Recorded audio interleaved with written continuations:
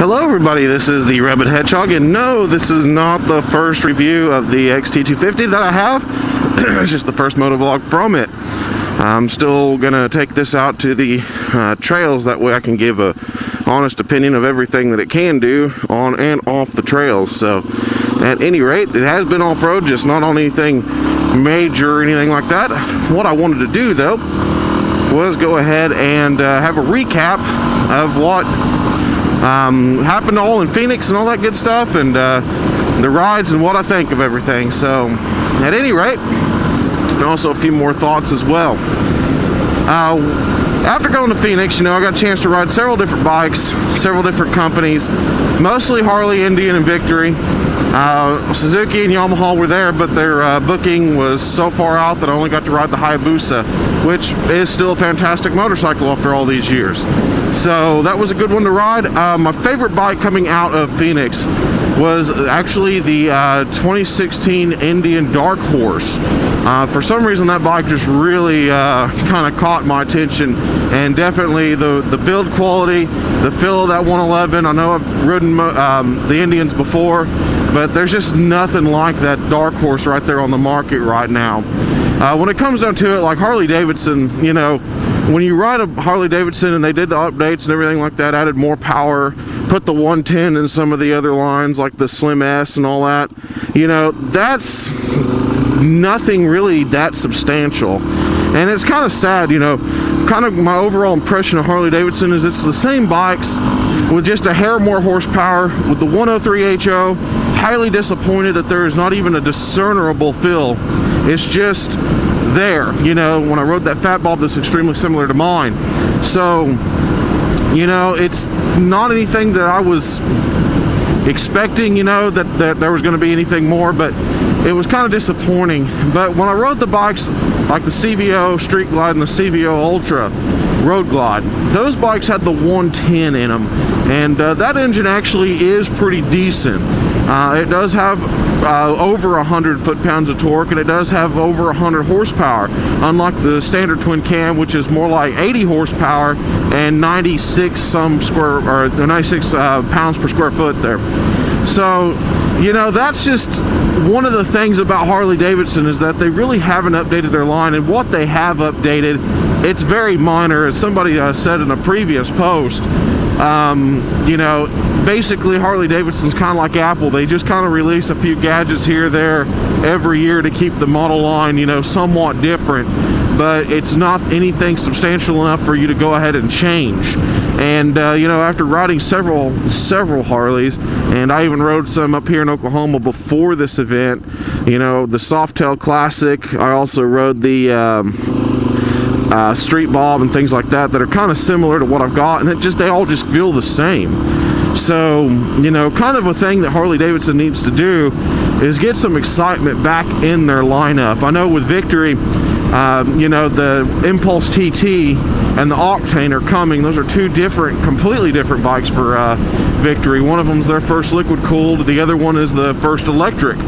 And being that they've already got their electric to market, that was awesome. I know that a lot of people, like I said, are not really looking forward to the electric overlords, but eventually they're going to happen, and there's going to be more of them. And to be honest, they feel awesome because of that fact they got that instant power, and it's so linear. It's just straight line power that, you know, until you get to the very high upper ends is the only time that you're going, oh man, I need more power. But you really don't. It's still very good engine, very good things like that. But when it comes down to Victory, my overall impression of them is, well, surprisingly, not to buy them. Right now, with the Victory standard cruiser lineup, like the Magnum and the couple others, the Hammer, the Vegas, and things like that, all of those bikes are based with that 106 cubic inch V-twin, and that engine really isn't that good. And that's honest opinion there. I was expecting a lot more, because every time I hear a Victory rider, they're always talking about how smooth and how powerful and how great they are versus the Harley, but I'm sorry to say this, they feel like they're constantly lugging more weight than they can possibly handle, and that's not a good sensation to feel when you're riding a cruiser. You want to be out there and enjoying the ride, and these things are rough, they sound rough, they feel rough the whole time you're riding them, and they're just not that impressive. So when it comes down to it, Victory does not have my seal of approval. Their cousin, Indian, definitely does. Their build quality is so much better. The 111 engine, I know, is a newer engine, but it's also much better as well. And that's one thing I will say. If you're looking at a Polaris bike, skip Victory, go to Indian for now. Hopefully, Polaris will put some money back into the lineup, and that way you'll get to see some better Victories come out, because I honestly want to see 3 powerful American motorcycle companies, Victory, Indian, and Harley. You know, so I definitely want to see Victory put some money back into their bikes, and I definitely want to see Harley put more money back into their bikes. Right now, Harley, I think, really has stood still too long. Indian has caught and actually surpassed them in only a couple of years, and in some cases, some people will say right at the beginning as well. So overall, I would say that definitely Indian was the most impressive bike that was out there for riding. You know, Suzuki's very good. I've ridden most of those models whenever they came last year, so I need to get a couple more out there. Like I said, the booking was just too far out. We've got a truck coming in June, I believe, is when they said that they were going to come back down here, so I will try to get on that, because the GSXS 1000 came out, and some other things. Now on to the videos. You know, I apologize for the V-Rod. What I'm going to do is I'm going to actually correct that one and get the correct specs. I was just kind of still jet lagged basically from getting into Phoenix. Even though I didn't take a jet, it was the fact that the day before the whole thing, I was up for 26 hours straight before finally getting some sleep, because I drove in overnight and came straight after work too. So I was a little bit tired, didn't have my head on straight during that review. So I am aware it is a 1250cc. I knew it was a 1250cc the whole time. I kind of was getting lost with the Scout. They are 125 horsepower, but I will be correcting that video. So if you guys that commented on that vehicle, or that V-Rod, see that the comments and things disappear, it is because I am correcting it, and it will probably remove the video. I'll try to see if I can upload over the same channel, but more than likely it won't let me. So, you know, I'll just want to let you all know that that's what's going on. I'm not blocking anybody or anything like that. I just want to correct it and get the correct figures out there. And kind of want to go over the bikes that I've had. You know, I know if I had somebody ask about the Triumph. Well, I no longer have it anymore, and for different reasons, you know, and I'll kind of go through the bike history. When I first started this, I had a Sporty and a Ninja 300, and when it came down to it, the Ninja 300 was a great bike in town and good fuel economy, things like that, but I wanted a dual sport because our area has some very chewed up roads, as you can see when I pull away from my house and things like that. So I just didn't think it was indicative of a sport bike and a cruiser combination, basically 2 street bikes. So I went ahead and got the KLR, and I wish I would have got to ride that one. It's a great bike overall. I still will stand behind that it is a buy type bike. It's just that it wasn't quite right for me, and the reason was it was just too tall, and I didn't want to screw with it. I didn't want to lower it with the suspension. I didn't want to do anything like that. I didn't want to hurt its characteristics, because it was built for those characteristics. It was built as a great bike. So I got rid of it because a friend had a Triumph and he really wanted a bigger dual sport, and he was quite a bit taller. So we made an agreement and I got the Triumph.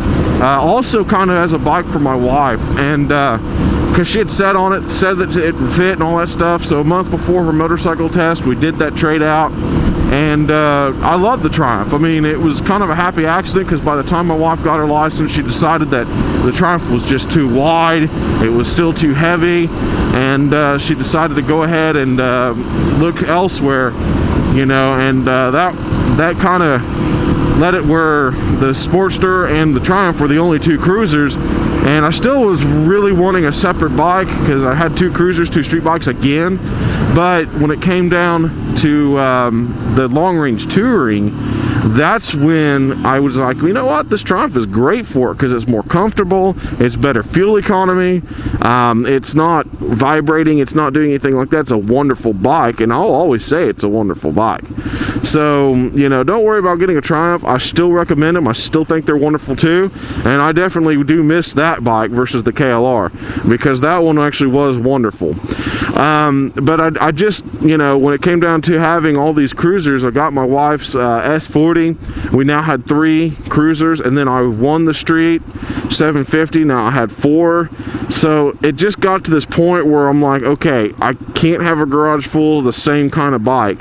So I decided that I was going to take the the Sportster in the street, the 2 Harleys, and turn it into the Fat Bob, because I always wanted one of those. And then I decided to also, after my wife's wreck and we ended up with the little pickup we got, I decided that, you know, my pickup was only a 2-wheel drive like hers, and I was like, well, we do get snow every once in a while. My wife may want something that's a little bit more able to handle the snow like the Equinox was, that was flipped. And we went ahead and got the 4-wheel drive Silverado by taking my old Silverado and trading it in with the Triumph to get that one. So I did all that to get down to a level of bikes that was understandable. And then after that, went ahead and looked for a dual sport again, and that's what I'm on today, the little XT250, which is a great little wonderful bike. Like I said, I'll get a full review out there. I've done some changes to it, as you can see, not the stock handlebars anymore. It's a Pro Taper CR High, and you know, and also the bark busters and everything that are on there as well. Like I said, I'm trying to get some things changed out to be better, more equipped for the trails, and also better, more equipped for my type of riding. So that's why I went with the Pro Tapers and things like that. So just wanted to give you guys an update and, you know, talk about Phoenix and some things like that, and that there are more videos on the way. I still got the freewheeler, I still got things like that to post, and I still got to update that V-Rod video. So at any rate, this is the Rabid Hedgehog. Everybody be safe out there and keep the shiny side up.